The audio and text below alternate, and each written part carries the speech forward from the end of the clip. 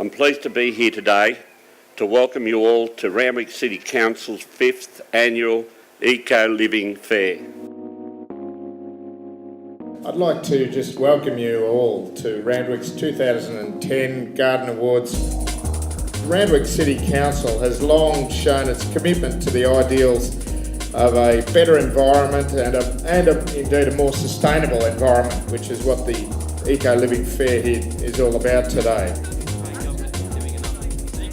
People tend to look a little bit quizzically when you talk about food insecurity in Sydney, but the reality is that a lot of households are experiencing a hard time accessing enough healthy food. We've got household food budget going down, expensive food or quality food prices going up.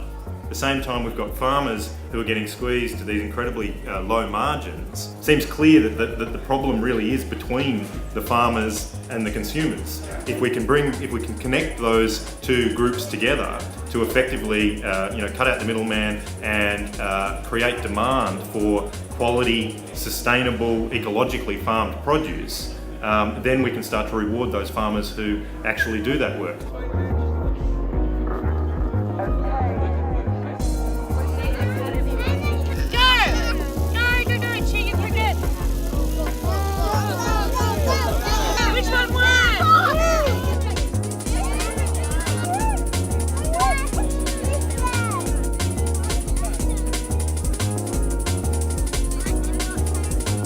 Love animals? Oh, good, because my animals love it when there's good interactive audience. But his name is Bubblegum. Snail bait actually is a poison for snails.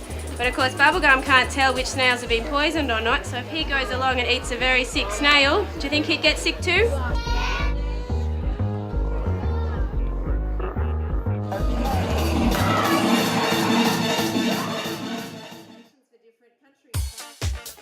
For the last 2 years, 2008 and 2009, around the world, more money was spent building renewable energy, electricity generation than fossil fuel generation.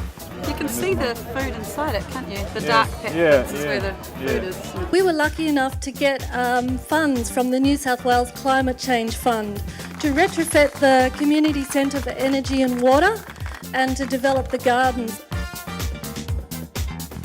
This is the workshop area.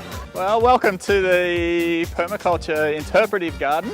The idea is that the garden is here, it's open to the public all the time, and it's here to teach. It's a teaching garden. It's for people to get involved with and people to learn about. The area we're standing in here is a food forest, a future food forest.